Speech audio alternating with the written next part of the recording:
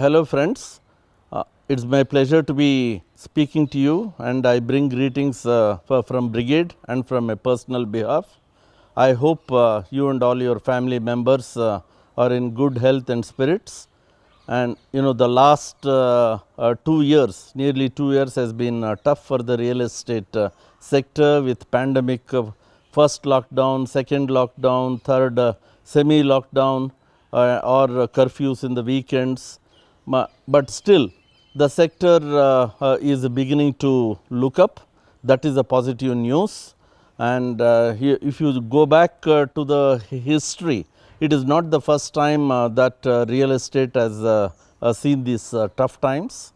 And I started my business in 1986, 35 years back, and in my career, this is the fourth so-called recession I have seen and experienced. The first one was as early 30 years back in the 1991 when the Indian financial crisis was there, and when India had to even pledge our gold in London to get oil supplies, etc. Then things recovered, but again in 1999 to 2001, we were impacted by the Asian financial crisis and the 9/11 in New York. Then, of course, we saw the golden period in real estate when India shining, etc., happened. But unfortunately, in 2008, 2009, which went up to almost 2012, there was global financial crisis due to subprime issues in the United States. Then, with the current government coming in 2014, things started looking up quite well, and we thought we are in for a good time. But to our shock and dismay, the demonetization, the GST introduction, and introduction of RERA, which in itself is good, but still the impact was there from almost from November 2016 to 2019. The things were tough. Then things again started improving in 2019. But to our shock, the pandemic, which was the most unexpected, once in a century kind of a situation, hit us and hit us quite badly. Not just real estate sector, every sector, and for that matter, every country was affected. But there are still India was quite resilient, particularly after the second lockdown due to the fantastic vaccination program by the government. The impact subsequently was minimal. For that matter, the October to December 2021 was quite a good period for the real estate, more so in residential real estate. But the January third wave took its toll to some extent, and things are the positive news is from middle of February things are beginning to look up, and we can only hope and pray the things will from now on will be on the upward mode. What is during this period, it has hurt quite a few developers, and with a few exceptions all over the country. And whatever good that is happening, currently, we are yet to, all the markets are yet to reach pre-pandemic levels, probably with the exception of Mumbai market, Maharashtra market. Rest of the markets, including Bangalore, we are yet to reach the volumes that we had generally seen for the city before pandemic. As far as the Brigade itself is concerned, we are in all the four aspects of real estate, which is residential, office, retail, and hospitality. Without any doubt, hospitality was the worst affected, and it is yet to fully recover until and unless the government allows international air traffic. Things are quite tough for the sector. The central government has done precious little other than giving ECLGS support to select few. And as far as retail sector is concerned, it has become a yo-yo. There is a great desire by the customers to come out and shop and relax and entertain themselves. So, that way, as things are beginning to improve, something or other is coming in the way, but I think that should also improve. The what is bit uncertain is the office market, and primarily because the impact of work from home or work from anywhere is yet to be fully known. Though there are companies are now trying to get people back to offices, they are not so successful primarily in the software sector.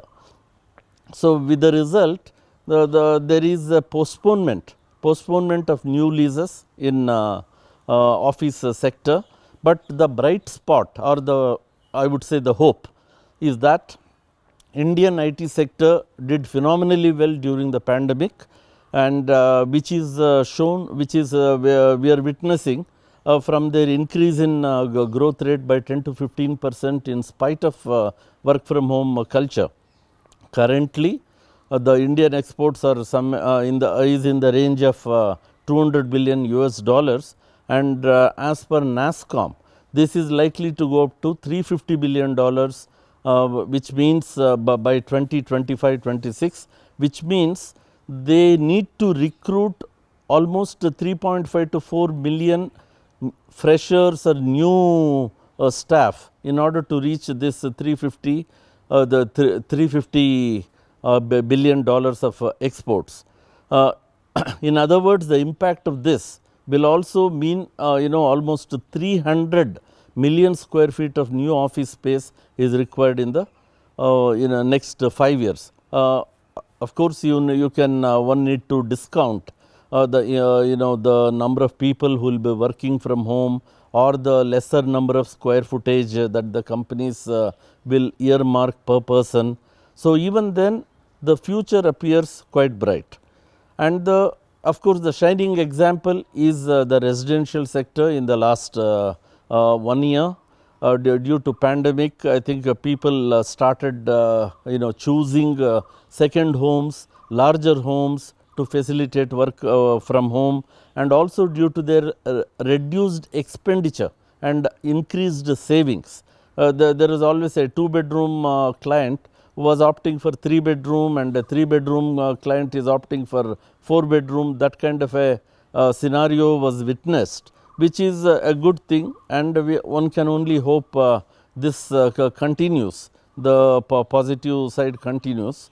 But unfortunately, currently we are witnessing a possible, I know there is a war between Russia and Ukraine. One can only hope this will not extend beyond these two countries and no other country joins them, which can be quite disastrous for the sector. All in all, I personally feel the sector has matured very substantially, and as our Prime Minister has been saying, he wants to take the country from $2.5 trillion to $5 trillion economy, with a per capita income going from $2,000 to maybe nearly $4,000 per person, which means there will be substantial disposable income in the hands of the people, and the size of middle class is going to explode. And once you reach that critical mass of $4,000 to $5,000 per capita income, and a GDP of 5 to 6 trillion dollars, India will really start going the China way, which is the most comparable country as by way of population, and we can also forecast what happened in China is likely to happen as long as our policies are good, and there is political stability.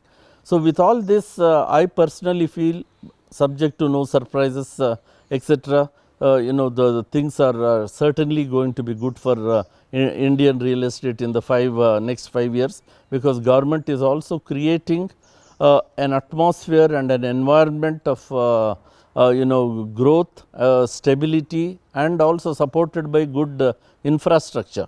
So, in times like this, what is required is people need to be cautious, cautiously optimistic, I would put it that way, cautiously optimistic, and be careful as far as borrowings are concerned. In spite of the low interest rates, one need to be very careful in stretching themselves.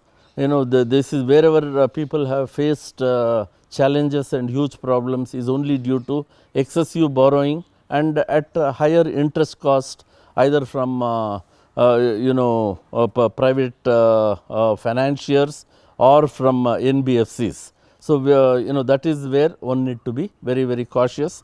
So, from that angle, introduction of RERA is a positive thing, wherein one need to be much more exercise much more discipline. Whereas the impact of withdrawal of input tax credit of GST, in my personal opinion, is not a step in the right direction by the government, whatever their reasons may be.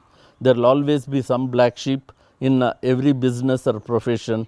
In order to, I would say, control them, the entire sector is subjected to this high taxation, including a product, a very basic product like cement is charged at 28%, which is meant only for luxury product. How can cement be called as luxury product for a construction sector is beyond anybody's imagination.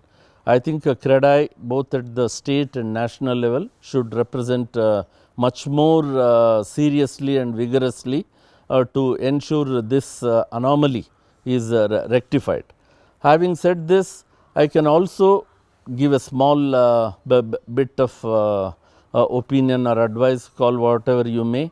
And what is required for a successful business or successful developer is, apart from the ability and talent, one need to have the right attitude, a very positive attitude, and passion for the business we are in, apart from being very disciplined in whatever we do. And I always remember the advice my late father had given me. Whether you do stocks and shares or whether you do any business, be clear how much of loss you are able to absorb. You do business till your ability to absorb the losses, till your ability to pay back whatever your commitments are there. To that extent one needs to do, and not to overstretch oneself just because money is easily available. Whatever money that is available, one need to remember it need to be repaid, and it is important to gain the trust of customers and that of our business associates and other stakeholders. The other important thing is customer centricity should be given much more importance than what all of us have given earlier or in all these years. The customer is much more aware, educated and active. Customer activism is also increasing year by year and month by month kind of a thing. So, we need to be cautious and also to ensure that all commitments are met, no over commitments are given, and so that we do not get into the wrong side of the law. The last aspect is, in order to do all this, one need to adopt a much more technology and be digitally savvy as an organization and its people, and so that we are able to compete with in this challenging world and in its very tough business environment. So, with these words, I wish you and your organization the very best and the families the very best in the year ahead 2022 and thereafter. Thank you. And I must also thank CREDAI President Bhaskar and CEO Anil Nayak for asking me to share my thoughts with you people. Thank you.